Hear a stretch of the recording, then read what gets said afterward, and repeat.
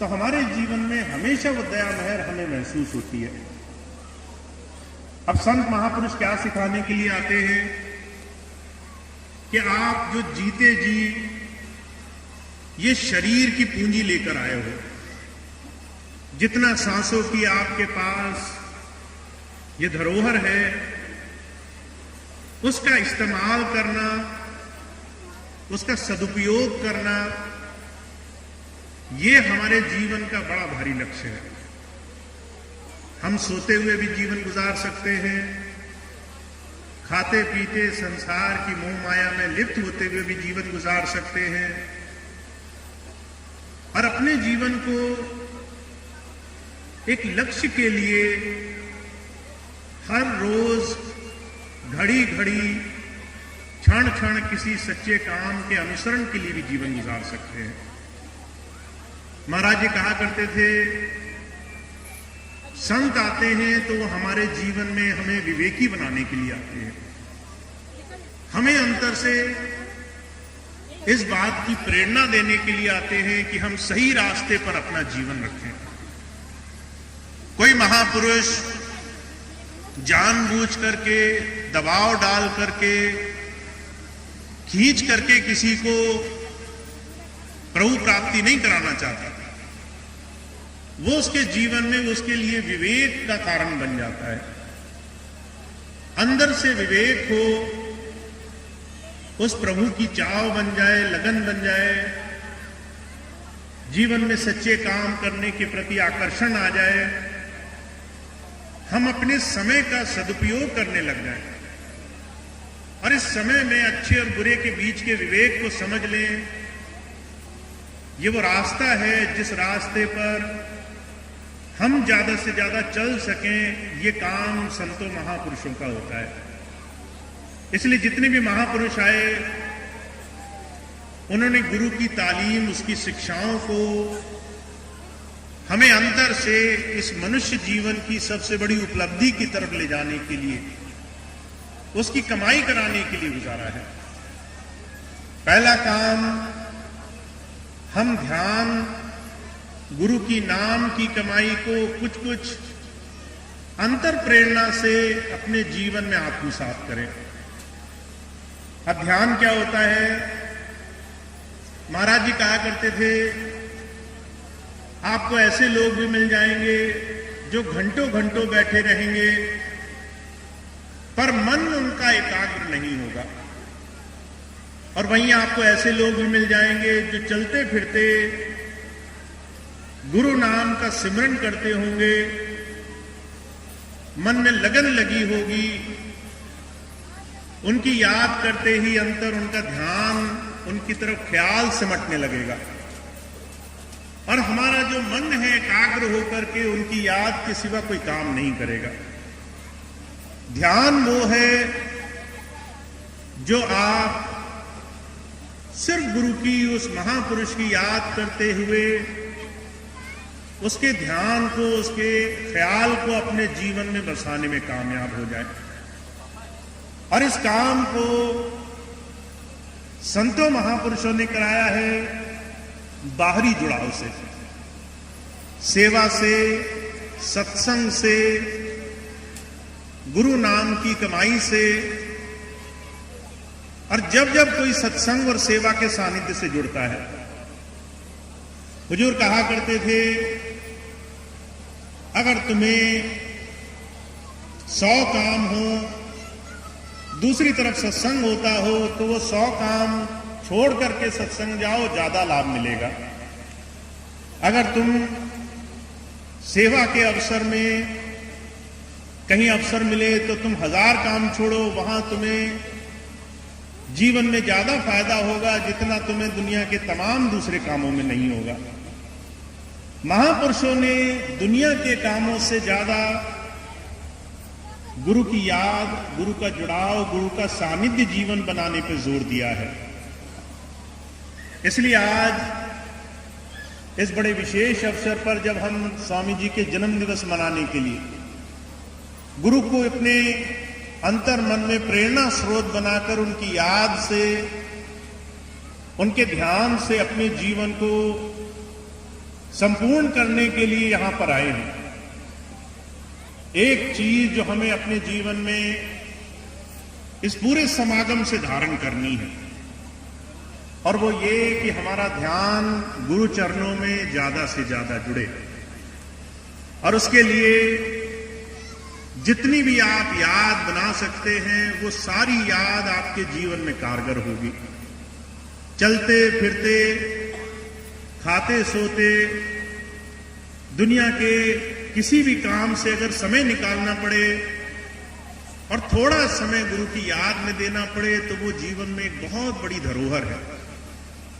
तो आज इस बड़े पावन अवसर पर स्वामी जी के 90 वर्ष जन्म दिवस के हो चुके हैं, और स्वामी जी ने हमेशा सत्संग और सेवा पर जोर दिया।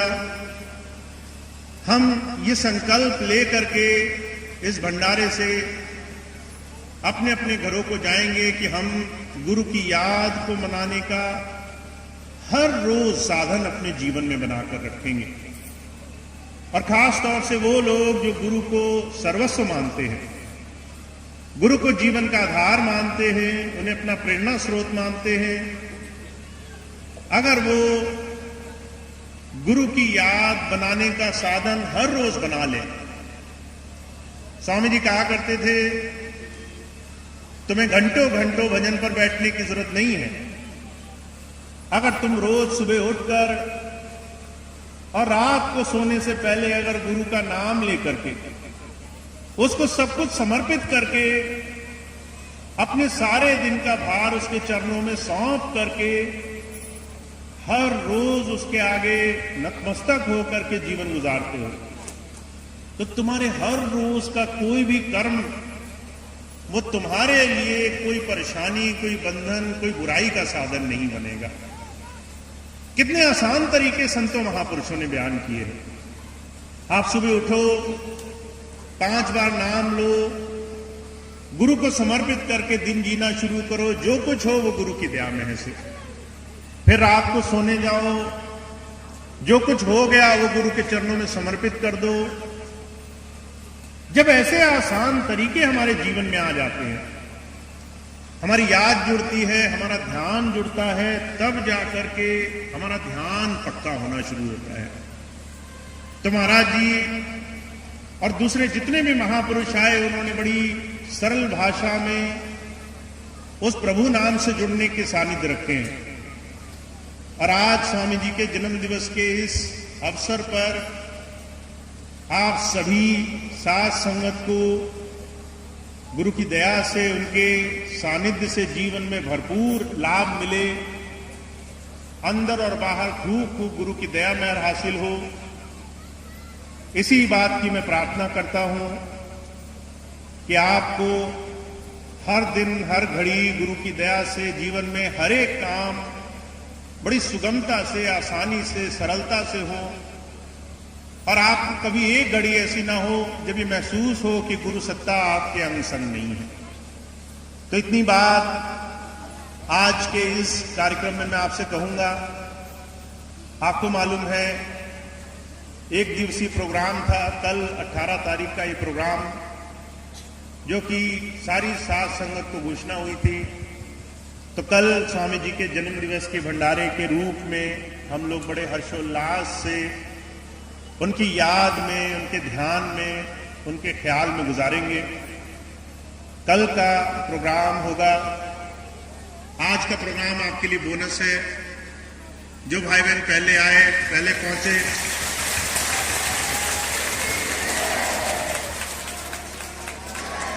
अब कल का प्रोग्राम होगा जो पहले से निर्धारित है, सारी साथ संगत को पता है। कल का सत्संग प्रोग्राम बहुत प्रेम से, बहुत लगन और चाव से हो। उसके लिए जो भी भाई बहन अपना अनुभव गुरु के साथ बिताए हुए अपने जीवन में से कोई भी बात संगत के साथ साझी करना चाहें, शब्द पढ़ना चाहें, पहले से पहले यहाँ पर अपने नाम लिखा देंगे, क्योंकि कल का प्रोग्राम बहुत खास होगा। जो भाई बहन पहले से अपना नाम लिखा देंगे, उसमें से कल के प्रोग्राम में ज्यादा से ज्यादा भाई बहनों को मौका दिया जाएगा कि वो अपनी बात गुरु के साथ स्वामी जी के चरणों में बैठे हुए अपने जीवन को ज्यादा से ज्यादा संगत के सामने रख सकें। अब एक दो खास सूचनाएं हैं, उसके बाद आज का प्रोग्राम समाप्त होगा, एक प्रार्थना होगी। उसके बाद आज के प्रोग्राम को और इस पूरे भंडारे को सफल बनाने के लिए आप सभी साथ संगत का बहुत बहुत आभार है। मैं जानता हूं आप में से बहुत से लोग पहली बार भोजीपुरा आश्रम आए हैं, बहुत से लोग पहली बार भोजीपुरा आश्रम आएंगे जो कल पहुंचेंगे, बहुत से लोगों को रास्ता नहीं मालूम है, बहुत से लोगों को दूसरी असुविधाएं हैं। पर हम स्वामी जी के जन्म दिवस को बिना इन तमाम परेशानियों के, बिना इन तमाम दिक्कतों के, तमाम बाहरी असुविधाओं को ध्यान रखे सिर्फ गुरु की याद में अभूतपूर्व ढंग से मना सकें, इसके लिए हम पूरी तरह से गुरु के ध्यान को ही सबसे सामने रखेंगे। इसके अलावा बहुत सारी संगत जो दूर दूर क्षेत्र से आई है, बहुत दूर से भाई बहन पहली बार यहां पहुंचे हैं, उन सभी का पहली बार इस भोजीपुरा आश्रम में स्वागत है। मुझे उम्मीद है आगे भी इस आश्रम में और दूसरे तमाम आश्रमों में आपको गुरु की याद, गुरु के सानिध्य में बैठने का, उनकी दया मेहर से याद करने का मौका मिले। पर इसके साथ साथ क्योंकि बहुत सी साध संगत अभी पहुंची है, दो चीजों का मैं आपसे अनुरोध करूंगा, आप बड़ा ध्यान रखेंगे। पहली चीज तो ये है, कोई भी माता बहन भाई बच्चों का बड़ा ध्यान रखेंगे, क्योंकि आश्रम है पर है खुले में। अब ऐसा नहीं कि आप अपना एक दूसरे के साथ खूब अपना खुशी में आनंद से बातचीत करने में निकल गए और बच्चे कहीं पीछे निकल गए। तो ध्यान रखेंगे, आश्रम का परिसर बड़ा है पर फिर भी ये पूरी तरह से खुले में है, तो बच्चों का ध्यान रखेंगे। सामने ही सड़क भी है। कल मैंने देखा बहुत से लोग बिना गाड़ियों को देखे ऐसे भाग रहे थे जैसे खेत में भाग रहे हो। तो ध्यान रखेंगे, सुरक्षा का बड़ा ध्यान रखना है। हम आए हैं स्वामी जी की याद में, उनके ध्यान में अपना समय गुजारने के लिए। पर इसका मतलब ये नहीं है कि हम लापरवाही बरतें। तो जैसे ही आप आश्रम परिसर से बाहर की तरफ निकलने की सोचें, इस बात का बहुत ध्यान रखें, बाहर